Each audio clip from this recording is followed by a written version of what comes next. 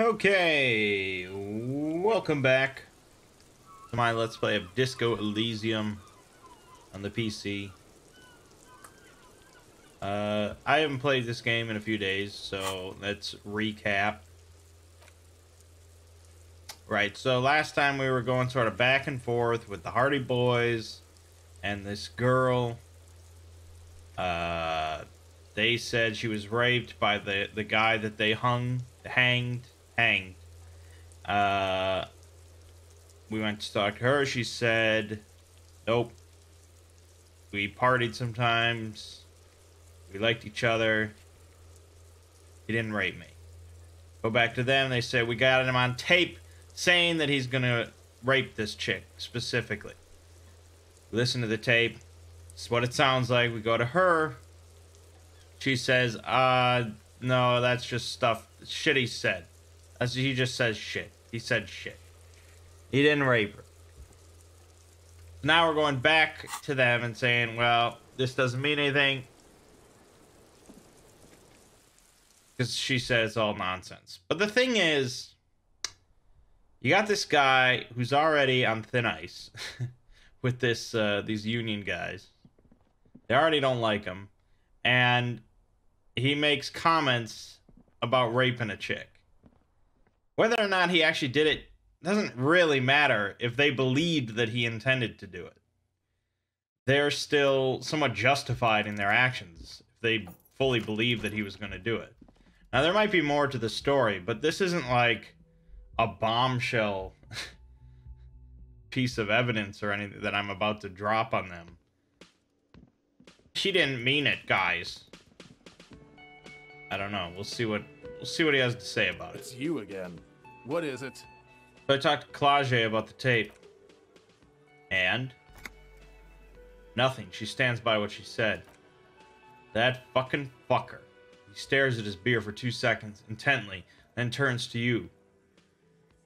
You're the worst cops in Revachol. I gave you gold on that tape. That fucker wasn't aimed at you, it was at her.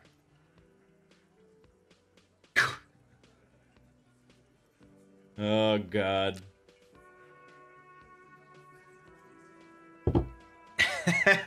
Gold. It was just locker room talk. It's not evidence. Locker room talk? What are you, fucking brain dead? I've been to plenty of locker rooms. They don't plan rapes there. Jesus. Sounds like he wanted to change her mind about the hanged man. This is definitely personal. What did she have to say then? Fine by her? This is what people are supposed to be like? Fucking whoop-de-doo. Did not come as a surprise to her, and she definitely wasn't scared. Yes, in fact, the lieutenant looks at you, then him. I think she thought it was a little funny. Funny? Titus mumbles, his lips barely moving. No good goddamn psycho whore. Seems like they wanted to give Claude a second chance to play along. She still didn't. Alright. He slams his giant fist on the doorframe. All fucking righty then. I guess it's good then. That fucking... Please try to control yourself in the presence of visitors, Titus. Her voice is a bit softer than earlier. Titus rubs his chin with his palms, as if trying to grind it smooth. This is just perfect. Just fucking perfect. Any thoughts on this, lawman? You don't have to say everything out loud. Just mix and match.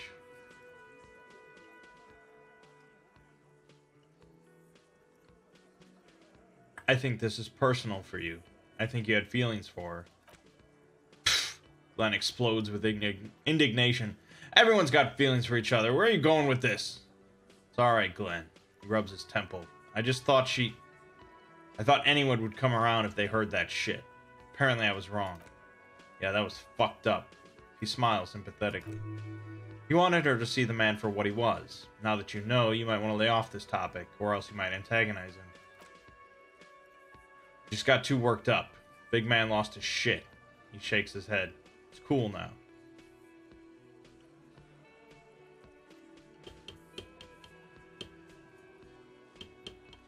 I think you had a lie planned, but you didn't play along. I asked for your opinion, not a bedtime story. Tell it to your grandma. This tape was the last chance for her to do what was planned. But she didn't. She knows she can't lie to us, unlike you. Fantastic. So now you remember how to do your job. He despondently glances at his beer. I'm so sick of this piss. We should get something harder in here. Yeah, guys, we should get a party going tonight. Why? He looks at the old man in the corner. Maybe not then. Success. They admitted to unlawful collaboration to derail the investigation. Maybe she isn't who you thought she was. Nah, I know her. He looks upstairs, distracted. She's just a girl in over her head. She's not some helpless girl. She handled the mercenary well enough. Handled him? He balks. She got into some stupid shit with that guy. Shit we had to take care of. Yes, we heard it all about it, and the fact still stands. You were more disturbed by the tape than her. Maybe she's still in... no. That would be like, hey man, maybe you're right. Be straight with me, Titus. What really happened? I already told you. Puts his giant face in his hands and sighs. We fucking hanged him. There's less gusto in his voice now. His men too are growing increasingly silent. Come on, Titus. It's been a long day. I'm tired of running back and forth between you. I can see you're tired too. Why don't you just... You know what? He gets closer. I am tired. I'm tired of you and the whore upstairs. Next time you see her, tell her Titus said fuck off. Throws his beer can down. That lying, scamming... We're done. This is over, you understand? Your little investigation is over. Yeah. There's a silence in the room. Elaine starts saying something, then thinks best not to. What is this quiet funeral shit? What we need is some beers in us. He looks around. Bartender, 20 beers for the Dock Workers Union. Why don't we make it 40, huh? The man shouts from behind the counter. Why don't we make it 100 beers? You're not loud enough. 100 beers. Now we're talking. Glenn livens up. Hoppity hop over here, cafeteria manager. The window might be closing. The more beers they get in them, the less cooperative they will be. Convince Titus he's being manipulated. What? What? 83%? What is this fucking XCOM? God damn it. Claude is playing him like a fiddle. Tell them how bad they got played and they'll tell you the truth. There are many ways to go about it, all of them really good.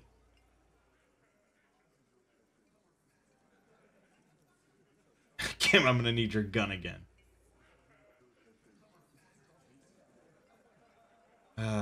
Fuck, it's all shit.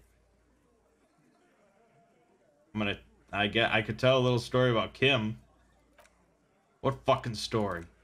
Story that fits the occasion, of course. I invented a wonderful allegory for all this. No, he looks around. There's no story. You see, Kimothy here got himself into a jam. I didn't, Lieutenant says quietly. Let's not do stories. Let's do questions. No, don't listen to him. This is gold stuff. Now let's get didactic.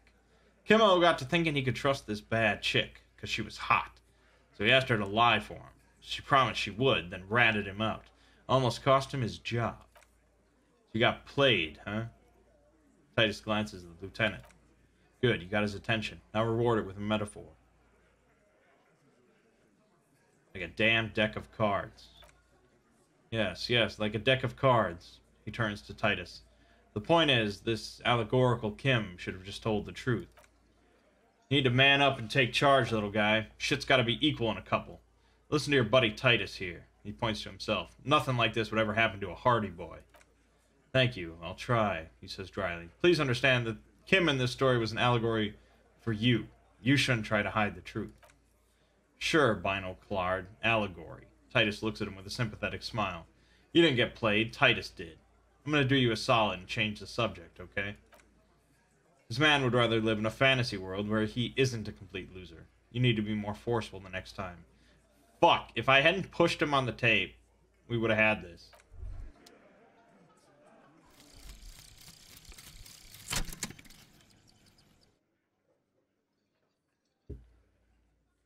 It's clearly a lie. Kraz, Kakraz, Mazov didn't shoot himself. Reaction was on the counteroffensive. The State Day Palace in Morova was surrounded. He was either assassinated or died in the bombing. You might even have evidence to support this, somewhere in your brain. Mazov was never given a state funeral by the communists. Some people even say the body that was recovered from the ruins wasn't his. There, good. Hero restored to glory. Carry on, comrade. Alright, I got +1 rhetoric for that. Maybe that's enough. It's you again. No, I have What to is it? actually put a point into it. Which means I need to level up. Need 43 XP. Okay, fine.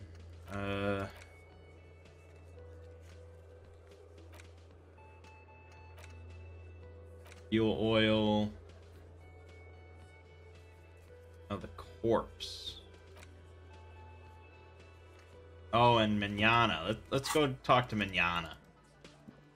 Not Manana. Today. We'll talk to Manana. Because Manana means tomorrow, if I remember my 1 year of Spanish.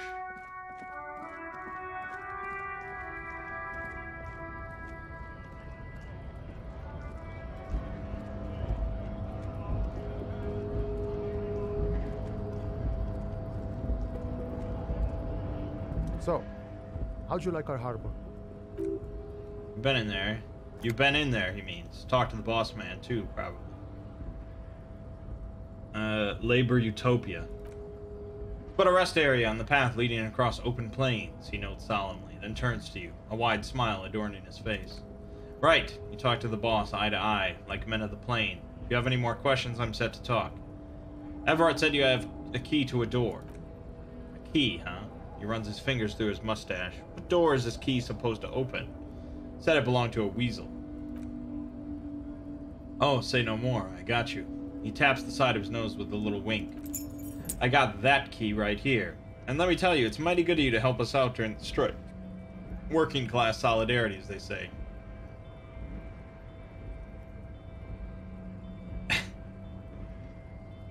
I heard something about a weasel, and it didn't sound like a local polar weasel, if you know what I mean. Polar weasel. Oh, I know what you mean. I'm pretty sure he's actually Occidental, though. So you're gonna be committing fratricide, my racist friend. What you're looking for is a basement door behind the greenhouse. It's behind the whirling in rags. That's all I know. Our organization is what you call compartmentalized. Means we keep out of each other's business. Okay, but where'd you get the key from? The janitor gave it to me. Nice fella. We talked about life and things that really, truly matter. His gaze wanders off into the distance. None of this mess we're in. This jiving and juggling. What's it for? He doesn't wait for you to answer. To feed our children, I guess. Anything else I should know about this task? This weasel person, when he'll be home? He shakes his head. I'm more of a philosophical dock worker. I like to talk about the big picture stuff. Who I am. Who you are. What we are fighting for.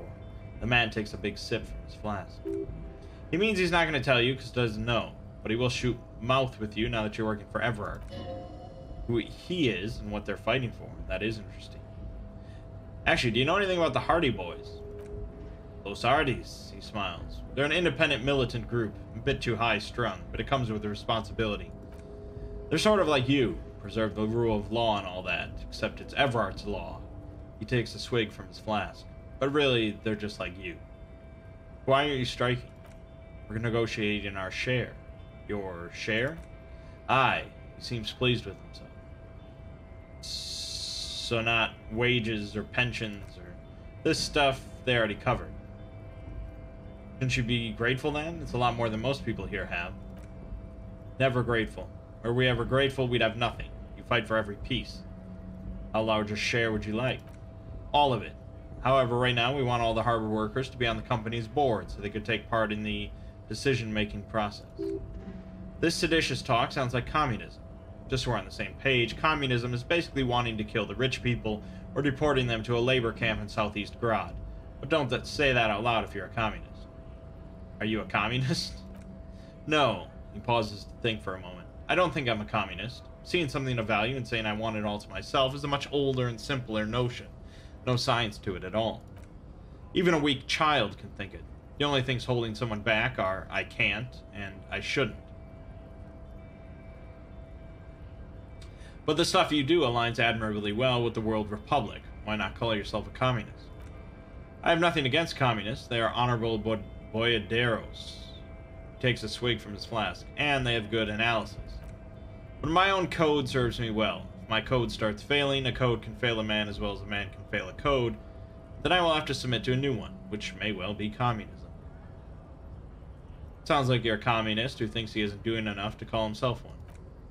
See, I am primarily a lazy person. He looks very amused, as if thinking about some private joke or a mystery. No doubt he's communist enough to call himself such, but he won't. Why is that? He likely believes that when someone has radical ideas, he should still rather present himself as a self-interested moderate, not as a missionary of a minority ideology. Because it might come in handy to present ideas as a part of reality, the only reality that exists, instead of some abstract, true form. On the other hand, he's not lying when performing this sleight of hand. He's a self-interested moderate. Basically, you're a self-interested moderate. That's one way to call it, friend, he chuckles. An unnecessarily complicated way. Laziness, self-interest, and negligence certainly fit the doctrine espoused here. Is it the dulcet tone of ultra-liberalism I hear? At least some people are willing to make the necessary sacrifices in order to reach higher, and to better the world. The boss man, Everard, what can you tell me about him? I think it's best you make up your own mind now that you've met him, he shrugs. In my eyes, he is a capable organizer and a decent businessman. What does bossing the union entail, anyway? I guess you kind of get to be the village chief. He oversees the harbor, makes deals with the owners or other relevant parties, watches out for his own. By that you mean corruption. By heavens, why would he not be corrupt? We live in a harsh and disordered world, see? And in this world, the old man is corrupt for our benefit, and we know it. Appreciate it, even. He is, personally, not too lavish. That desk seemed lavish to me. He is reasonably lavish, sure. That's his prerogative. It's not like you want a saintly demeanor on a corrupt motherfucker. That would be a manipulative illusion. Besides, there are no non-corrupt systems in the world anyway, and moralism is the most corrupt of them all. This man has political theory, and it has not failed him today. You seem to have spent a lot of time thinking about the political situation. Sure, I've had the necessary free time. He spreads his arm wide, using the reach to show how much time he has. Fortunately, there's always time. The man sits on the railing, his hands reaching far and wide, yet it feels as if he could effortlessly go even wider if need be. An endless torrent of time. Alright. Mañana.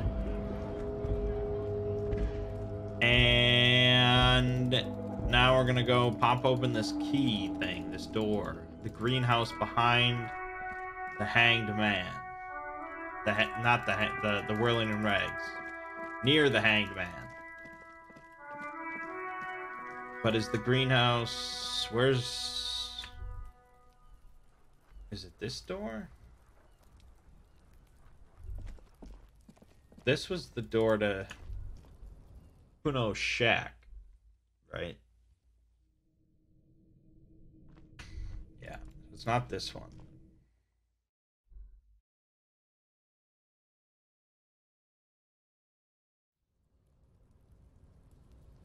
I wish you could just double click and it would run you all the way there, but we have to do it manually.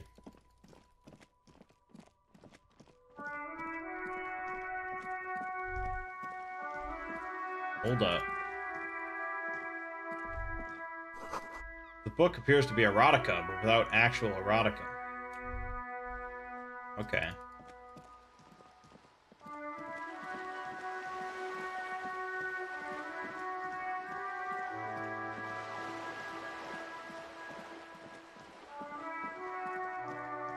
Shit.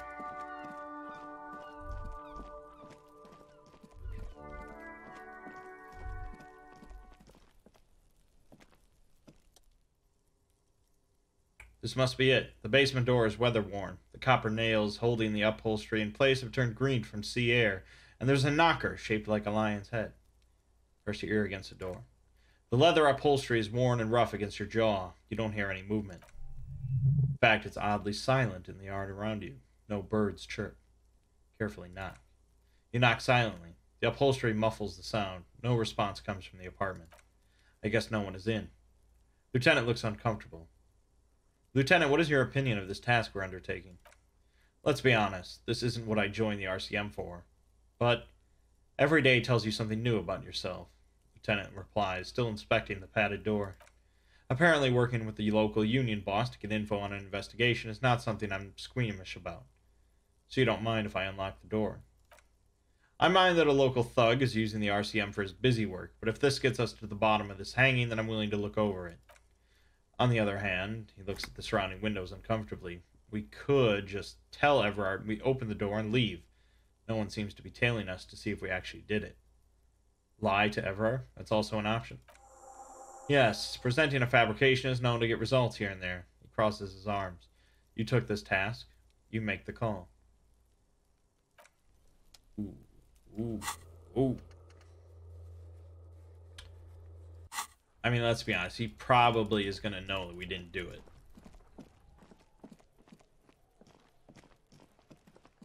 But this seems interesting.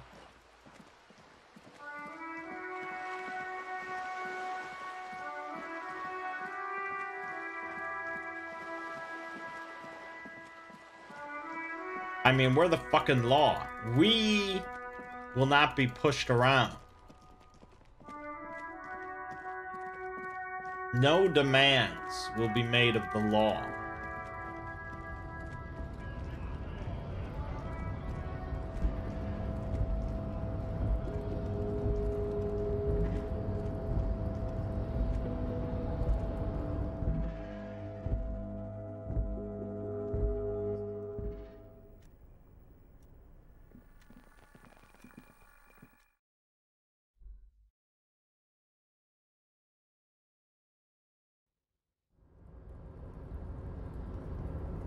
Definitely at the point where it takes like 8 years just to travel across this area.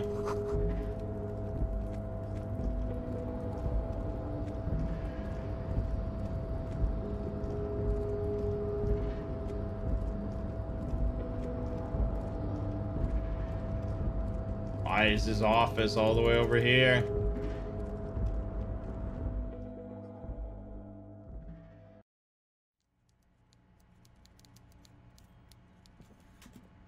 Let's do this shit. Mr. Dubois, a pleasure as always. You don't have to sit down this time, since you're already sat on that chair. Remember the container I asked you about? Turns out there's a mega rich light bending guy inside. Mega rich light bending guy. Oh my god, how did that get in there? He's so rich he could get in anywhere. Damn it to hell, Harry. He slams his fist on the table. I specifically told my guys to check all the containers for mega rich light bending guys. Kept him telling me he was there. There was a guy in the container, the lieutenant says slowly, but he didn't bend any light. That was in the detective's head. Honestly, guys, we might be moving all kinds of suspicious things up through this harbor, but I won't be caught transporting the light bending mega rich. He shakes his head. I have a reputation to protect.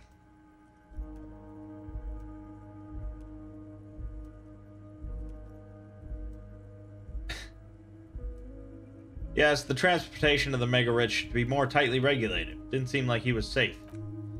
You're a fucking idiot, Harry. I love it. Thank you for sharing this deep, idiotic part of yourself with me. A hallucinating market liberal. I love it. So poetic. He bursts out laughing. I shudder to think what you're going to tell me next, Harry. Not for 1 second did he believe there's an actual mega rich person somewhere in his container town. I opened the door to your weasel's den. Are you shitting me, Harry? Did you not really open the door and are not just telling me you did? His lively eyes are mapping your face. You're a wild one, Harry. No, Everard. I really did open the door. Good. I'll take it a bit further. Take it home. Not only did I open it, I went inside, too. It's a real weasel's den, Everard. I bet it was, Harry, he says with a grimace, then the smile dissipates. But seriously, what did you see in his apartment? Guy who has antagonized a union-run town? Maybe it's political.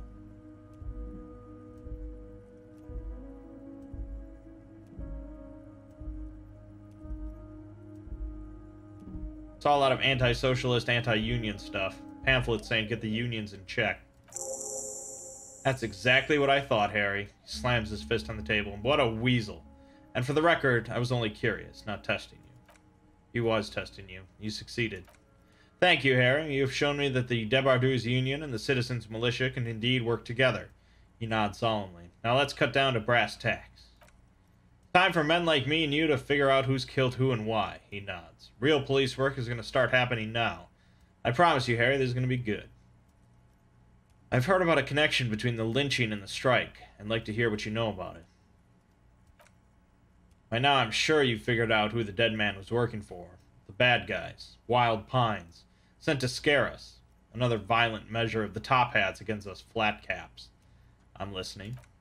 Harry, this strike is the culmination of many, many mistakes made by the Wild Pines group. They tried to shut the strike down by sending in armed mercenaries. You mean our victim? He nods gravely. A security contractor. Can you imagine that? Workers standing in peaceful protest, united in the spirit of fellowship, and they send hired killers to mow us down with machine gun fire. I'm talking beasts, hardened killers from proxy wars in Yisid, Semenine, Samariza. You name it, they've done it. Raping, killing, burning villages, killing little children for the Senorita Pineapple Company, Harry. Everything they did there, they brought over here. They want to turn Revachol into a third world slum. Honestly, the only thing they didn't do is kill the village elephant. Hold on, you have a village elephant? No, Harry, the elephant is metaphorical, and so is the village. But the mercs and their brutality are very real. Go on. Now, I haven't personally witnessed the brutalities out there. I have the luxury of staying in my container, you see. If I need to go somewhere, they just move my container. He laughs. Wait, they move the container? Yes, I'm an old man, Harry. My legs aren't what they used to be. They lift my office with that big crane. It's actually very fun. You should try it. But enough about me and my fun container. His face turned serious. Killers the company hired. I think there were 3 of them, all hardened commando types. One of them got downright suicidal, getting drunk, violent, a little rapey. He shakes his head. Even their own negotiator couldn't control him. That's your boy, the one who likes hanging out in trees. By a negotiator, you mean Joyce. Harry, he says, ignoring the lieutenant. What you need to realize is, we dock workers are not pushovers. We got grit, Harry. This whole neighborhood does. Push us hard enough and we push back. And when we do, he raises his finger, we push to kill. The whole neighborhood is in on it. Potentially, Harry, potentially. We got arm wrestling champions, rowing club people, ex-coal miners, tough guys, all ready to spring into action for their home base. Who exactly did the pushing? There's a militant wing inside the Union, a group of people whose duties don't involve manual labor, but peacekeeping in the neighborhood, making sure everything runs smoothly. Sounds a bit like organized crime. They're like you guys, he nods to you and the lieutenant. Idealistic people who want to make sure bad things don't happen. And if they already have, well, punishment must follow. Again, that sounds like organized crime. So these idealists killed our victim. One day, Titus Hardy, leader of this peacekeeping faction, comes up to me and says, Boss, socialist democratic fervor drove us to take it upon ourselves to kill this beast that was burdening the land. He probably worded it differently, but that was the idea. Sure sounded to me like they killed him. He chuckles. I gave them 2 weeks paid leave and told them to lay low to avoid retaliation. Aren't you worried we might arrest them for this?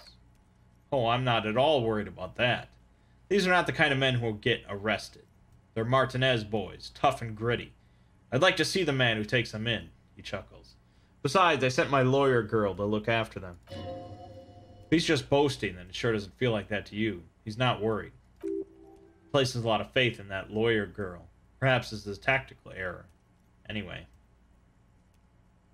How do you know the mercenaries were hired by the shipping company? How do I know? Let me tell you about these people. He slams his fist on the desk. That's their M.O. It's what they do. Last winter, some poor workers in Terminal E went on a little strike. The company sent in Sediment, a security contractor. The strike was over the workers' right to wear protective footwear, Harry. These guys turn up and start beating people. Tell you what, Harry, I wouldn't be surprised if we got the same mercenary company, after a little rebranding. And I'm sure as hell not surprised to see an army of scabs under my gates. So you believe the scabs were organized by the security contractor? You said it. Hell. Fist slams on the desk again. One of those guys looks big enough to take down that proverbial elephant. Boys like that don't just happen to show up during strikes. That does sound quite unlikely, yes. The big guy leading the scabs at the gates is colossal. He He's not scared of them. If anything, he likes them being here. Strange. You mentioned a lawyer girl. Oh, Liz is a bright one. He grins broadly. I paid for that law degree myself, thinking it'll probably turn her all fancy, but hell, Harry, she came back a firebrand socialist. Sometimes she scares me with her zeal. Tell me about Titus Hardy and his crew. Oh, they're simply fine young men, all 7 of them. Exemplary union members, always working to advance their position in the local socialist democratic movement. Core members. Old Theo used to run them, but things really kicked into gear when Titus took the reins and named the group after himself. He starts laughing. Gotta love his initiative. Interesting. Who's second in command? They're almost all of them great guys, born leaders. Whatever happened, I'm sure they only had the best interest of Martinez and Revachol in mind. Work with them. Hell, interview them. But don't fight them. They really are just like you. Men who like beer, women, and some order on the streets. He's betting on them being useless to you. Everett, I met these Hardys. Can you ask them to cooperate with me? But of course, it's the least I can do for my good friend Harry. I'll do it right after we've concluded this talk. Now I'll go and tell Titus about this, see what he has to say. Also, Harry, here's 5 real. He holds out a banknote. Wait, why are you giving it to me? I'm not giving you anything, I'm just holding out 5 real. Needless to say, this is another move. Don't take it. I don't need it. I only wanted you to help me with the Hardy Boys. Well, I wasn't offering it to you, just holding it out there. He pockets the bill. But I am willing to share information. Is there anything else? Good talk. Let's conclude for now. Was it a good talk? He leans back, suddenly worried. I'm not sure we made much headway here. I was hoping we'd bust the case wide open. Heck, I even wanted to tell you what I really want to achieve with the strike. I don't know what happened, Harry. I wanted you to feel like Mr. Martinez. And of course, I also wanted you to find your gun. Great sadness comes over him. But it's like I can't completely trust you. Yet. Yes, Harry, it's like I can't fully trust you if you're not a man of the left. He says, slowly shaking his head. I want to, but I just can't. Man of the left. So you have to be a social democrat. He's been hurt too much in the past by men who aren't social democrats.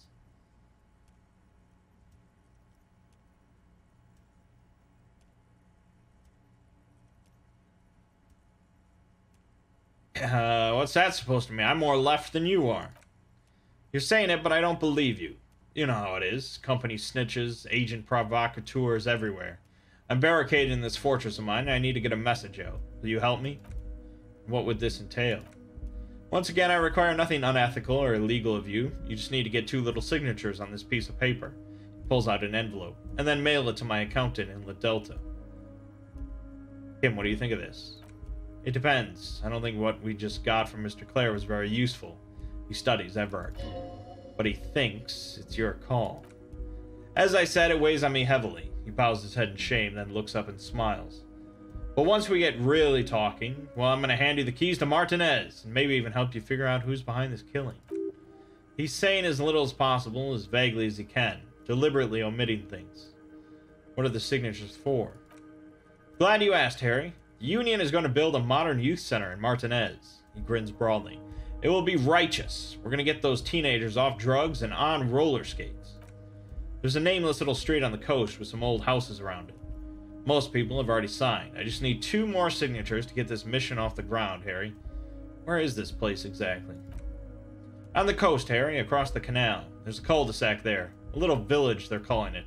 A gloomy place. You'll find it. I trust your detective skills, Harry. Water drips from the eaves. A woman looks at her freshly tarred skiff. There's a pair of cavalry boots under the fish in the box, and the wind howls like a vicious spirit. What will happen to the current occupants? They're just going to have to deal with construction noise for 6 months, and then they'll be living like kings, right next to a fancy new youth center, designed by the best architects from Stella Maris. Is he absolutely sure the tenants won't be thrown out on the street? Are you 100% sure no one's going to end up homeless? Am I? The big man shakes his head in disbelief. Harry, these people.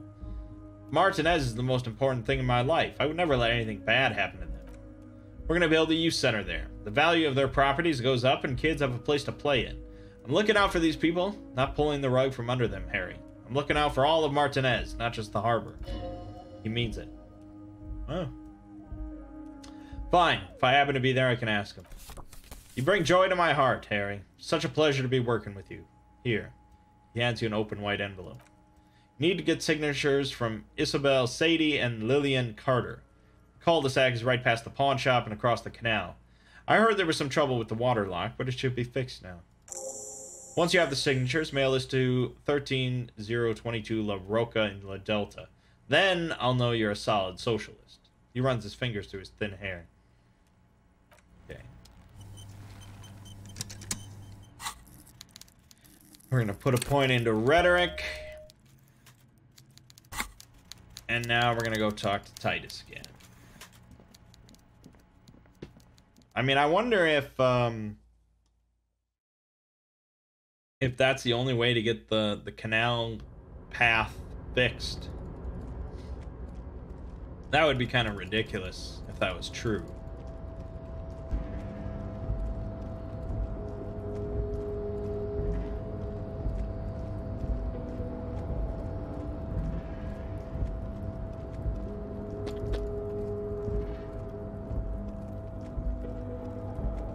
Oh, why don't they have fast travel?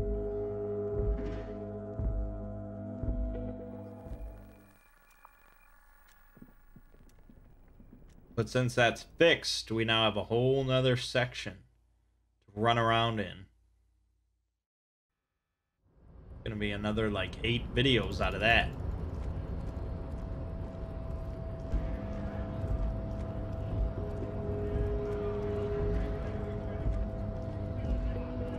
Right to work!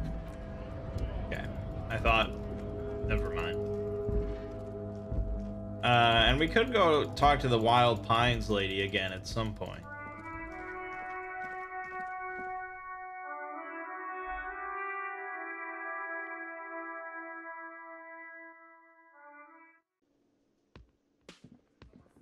Do it.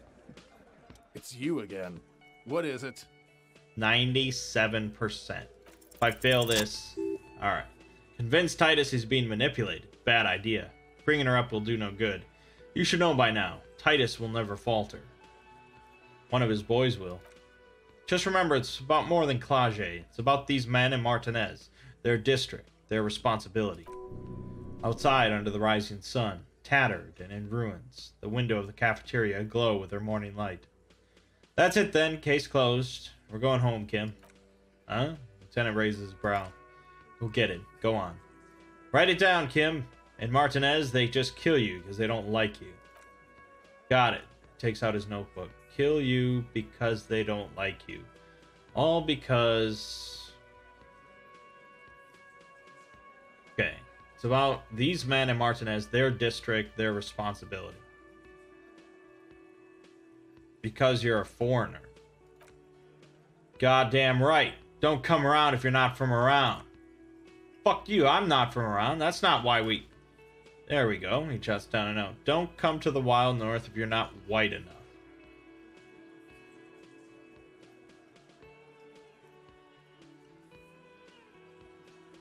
They club you from behind, string you up, and go back to drinking. Wasn't that? It wasn't, the fat man says with a wheeze. We didn't hit him, okay?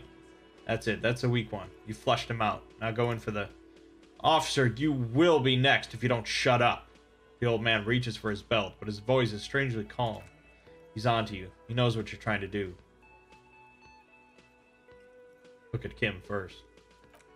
Lieutenant has put down his notebook. His hand is resting on his holster. He gives you an imperceptible nod. What? What does that mean? Go for it. Lieutenant has his eyes set on the fat guy. Push Angus. We're almost there. Or what? You're gonna kill me like you killed him for no fucking reason? We didn't kill him. We didn't even hang him. He was dead when... He takes a breath, wheezing. Shut up, Angus. He was dead before you hanged him. Fatty. Little guy hits Angus on the back of the head. A loud slap. Say one more thing to the cops and I'll... Dennis! Titus roars. Stand down or I'll beat your head in. Theo. He points to the old man. Take your hand off the belt. This isn't 31. I've got this under control. Room falls quiet. So quiet you can hear Angus wheeze. Angie, where's your goddamn inhaler? You sound like you're dying. I left it home. I can't get it. I'm too fucked. He grabs his chest. I'm sorry. Why are you so fucking fat, Angus? Lizzie snaps at him. Now it's all pointless because of you. You wasted my time. I told you, Titus. He turned to him. I told you, just give her up. Lizzie. He turns to the fixer. Your help is no longer needed here. Go tell Everard. Fine, I'll tell him. After a long walk along the coast, she walks off without looking back. What just happened between these two? You're in. He's all yours. Questions? So you didn't kill him. He was already dead. He nods. You hanged the corpse to cover up the real cause of death. What was it? We're not sure. Probably a bullet. The wound was difficult to see.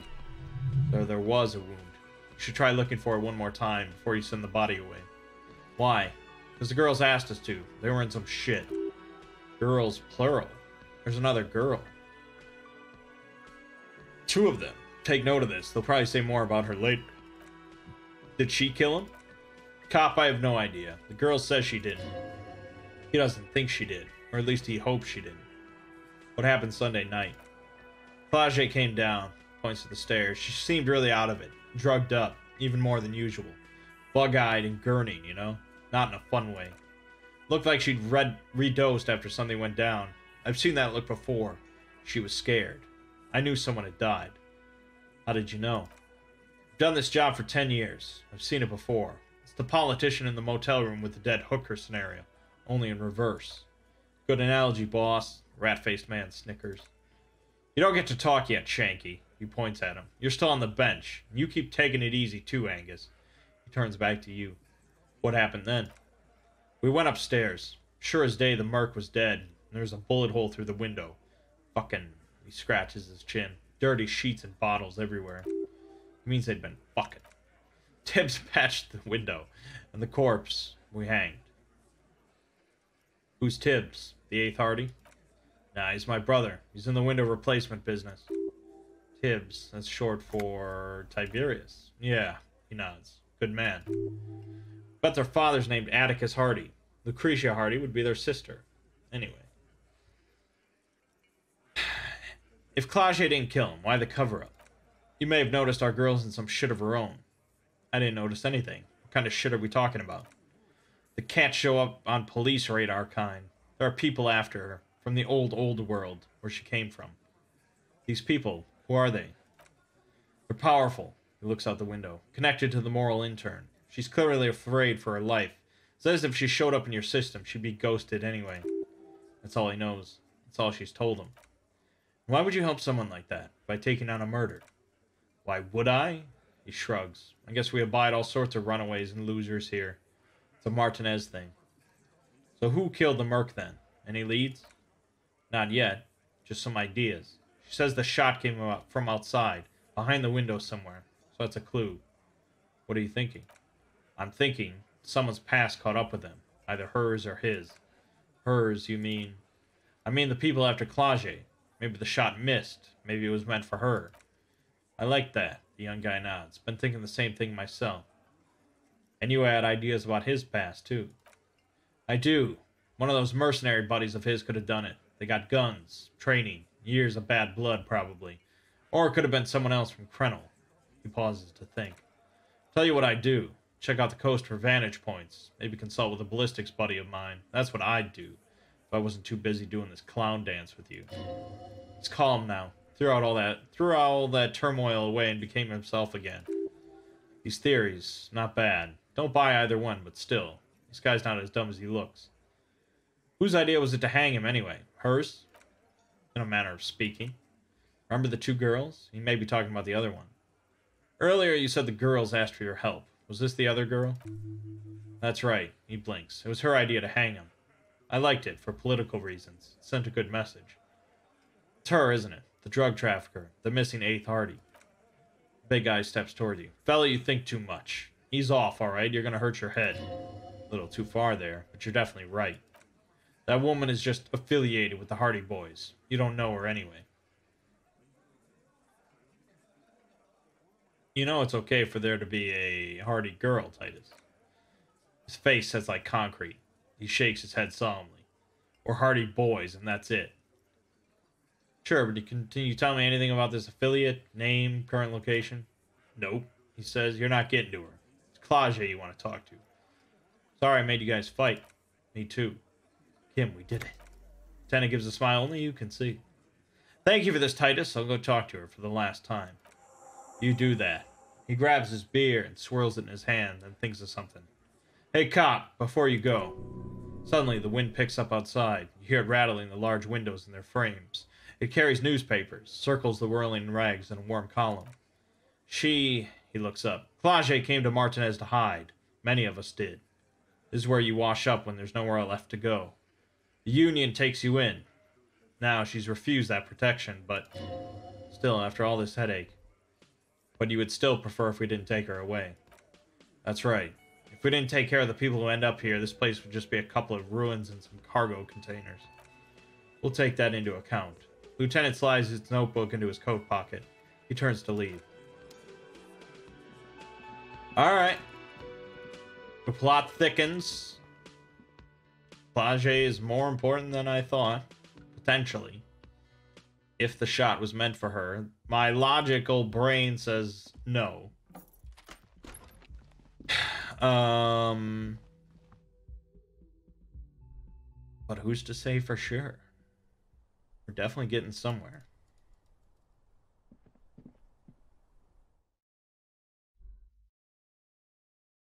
Clazier. I've been saying J. Yeah. Clazier. Clazier. It's always good to see you. She cracks a weary smile, leaning back against the railing. Something in her demeanor has changed. She's tired, consigned to her fate, to being here with you and what's to come. The Hardy boys told us what really happened. I understand. She puts her coffee mug on the table. You don't look surprised. You were expecting this. I knew there was a chance you'd get them to tell you. It's what you do. You're the police. She winces. For what it's worth, I'm sorry for wasting your time. This is good. Clear the air first, between you two, but then move on to questions. Is it? Something is off here. Shush. I can't hear what she's saying. If you knew we would find out eventually, why did you waste our time? Because the Hardys. I couldn't just dispense with them. They were only trying to help me. She looks at her feet. Out of the shit I'd gotten into. Not a good enough reason. You're right. There's more. More. You answer the coalition government, and by extension, the moral intern. She reaches for a new cigarette. What's the RCM's involvement with the moral intern got to do with this? You share a database with them. You send people to their courts. She lights a cigarette. What's going on? What did you do? Just business, but bad business for some people in the moral intern. If I show up in your records, officer, they will find me. They will... What happens if they do? They will kill me, sir. If you file my name, take me in for questioning, enter me into the moral intern mill. There's a wince and a pained little smile. Well, then I'm fucked. For nothing. This murder didn't have anything to do with me. Fucked. People after her. Moral intern people. This isn't Orange as lit. Actually, this murder did have a little to do with her. You said you studied Orange as lit. What is with this fugitive stuff? I did. I also had a side job selling insurance that I was really good at. Got picked up by a bank. Competitive intelligence, they called it. After that, I sort of, she smiles, transitioned out of the whole culture scene. What did you do to have these people after you? It's not nice, but it's not illegal. Not here in Revachol, or even in Orange. What exactly did you do? Industrial espionage. I joined a business collective with the intention of betraying them. I did my job well enough to be asked to do it again. With a bigger company, the kind you really, really don't fuck with. I took their ledgers, 2 decades worth of accounting. He taps on his notebook. I need the names of the companies involved, and who hired you. The job was Lustuin County Savings Bank. They sound small, but they're part of the Looscap conglomerate. That was the second job. The first was some printer company. You wouldn't know them. As to who hired me for the job, I don't know. But they're after me too. Along with Looscap and their friends in the MI. She breathes out heavily. Once you're done in the competitive intelligence circuit, you don't have allies. You're radioactive. Looscap. These people engineer financial disasters in second world countries. The conglomerate also includes the Bank of Consecration, Earberg, and the popular Papalolo line of dairy products. Papa Lolo! Yeah, Papa fucking Lolo wants to kill me. She smiles. There's a lot of shit you've gotten yourself into. It is. Many people lost their jobs. Not just C-suite. Ordinary people. What I did to get to accounting. She shakes her head at the thought. A lot of people got hurt, she concludes. But that's just more of my shit you shouldn't have to deal with. You're solving a murder. What happened here the night he died? We were there. She points to the window. The silhouette of the bed is visible. Together. In bed, I mean. Tell me exactly what happened. Okay. She takes a deep breath. He was in a kneeling position. He had just entered me. I was on my back looking at him. I heard the window behind me shatter, and I turned to look. There was a hole in the glass. I turned back to him. She breathes out. A moment's silence. His eyes were looking through me, and his mouth was open. Dumb. I could see. I knew he was dead. Before he fell down on top of me. Then what happened? He was heavy. I pushed him off, and he fell to the floor. There. She points through the window. He only had his boots on. I bit the pillow. Not to scream. Then ran downstairs. There's a long pause. She just stands there, her arms at her sides. Then she continues. I waited for the second shot to come. For me. I thought there would be one. It never came. We're going to need more details. She looks down with a wince. Her cigarette has singed her fingers. She throws it away and immediately proceeds to light another one.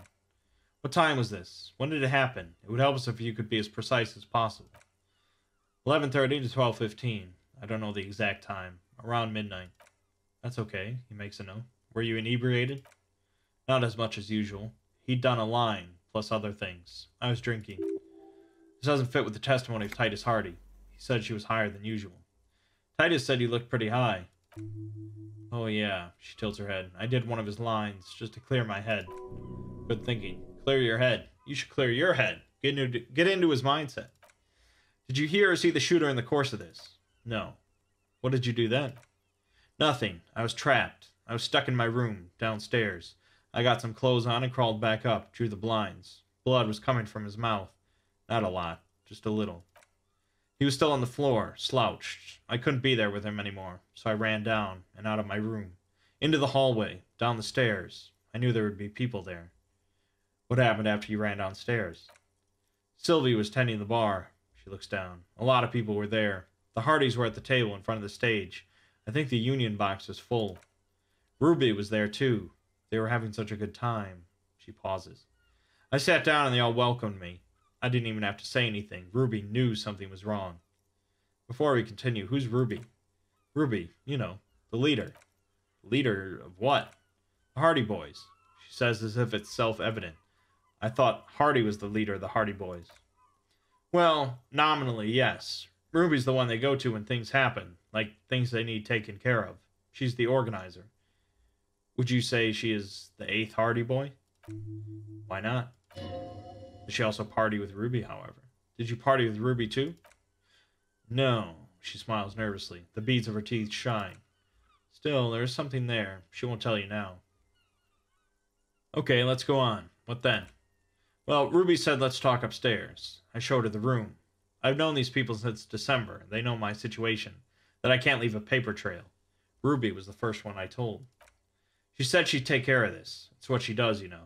Take care of things. I helped her get the body to the bathroom. We used a belt to pull him up under the shower, to keep him upright. To produce lividity matching a hanging. Yes. We completely missed the tampering. Looks like you got there in time. What was this, 20 minutes after death? About 20, yes. Ruby explained it would make the blood, you know, what it does. She looks at the ground, then raises her light brown eyes to meet you. Then what did you do? Ruby went outside to talk to Titus and the boys. I was just looking at Lely in the bathroom. I had to put his clothes back on. His armor, too. It was tough, but I've seen him take it off and put it on many times. It took Ruby maybe half an hour to come back with Titus. I'd gotten him ready by then. They carried him out. I knew what they were going to do. Make it look like a hanging. Ruby said they would. What did you do while they were hanging him? Ruby said to wait here. She also said I wouldn't see her for a while, that we should lay low or something. So I did. This Ruby, where's this Ruby now? I don't know. I haven't seen her since. We will need to take this question to the Hardy Boys. Interesting. Why did this Ruby go through so much trouble to hide something someone else did? Look into this later. When it happened, did you hear a gunshot? When he was shot, she thinks. I may have. I don't know. I couldn't hear anything over the glass exploding. Did you kill Lily? Oh, God. Could the people after you have killed him? That's the first thing that went through my head when I heard the glass break. And? I thought they'd found me. They've killed him to punish me. All last week, I've tried not to talk to anyone or be seen with anyone. She looks at her cigarette. So they wouldn't be hurt. I've come to understand, however, this is paranoia. What happened didn't have anything to do with me. But maybe it did. I just don't know. She shakes her head. I don't know anything. We can't go after Loose Cap. Not yet. There are other saner leads. I don't ask you to, Lieutenant. If there's one thing I know, it's that you'll get nothing from there. If they want to kill me, they'll kill me. If they want to toy with me, they will. She's come to this conclusion weeks ago. Why did you call the cops if you're hiding? Because I'm an idiot.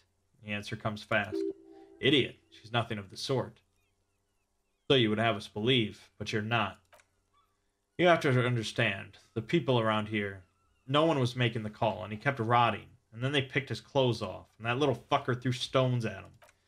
He kept throwing stones at him for 3 days. I could hear the thud, thud. She shakes her head. So I called you. I hope with all my heart it's not the last thing I do in Revachol. Definitely called the cops. That was task complete. It could not have been a lie. That is impossible. When was the window changed? Last week. Angus and Titus's brother, I think he's called Tibbs, took care of it. She takes a drag. You should have a look at that window. Reconstruct the scene. It's right here, so near. In her bedroom, inside? Yes. You see the glass sparkling out of the corner of your eye. I think we're done here, for now. She nods silently. She doesn't even smoke, just picks up the cold coffee and holds it in her hands. The lieutenant glances at you, then at the door. He's thinking, are we done here?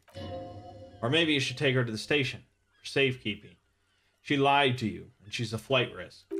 No, that won't be necessary. Just leave her alone. She's been through enough. She doesn't need this police brutality. Multi-Face, I'm beginning to doubt your judgment. Are you sure you're not sleeping on the post? You have to wake this one up, with force, if you want to continue pushing her. In God's name, wake up!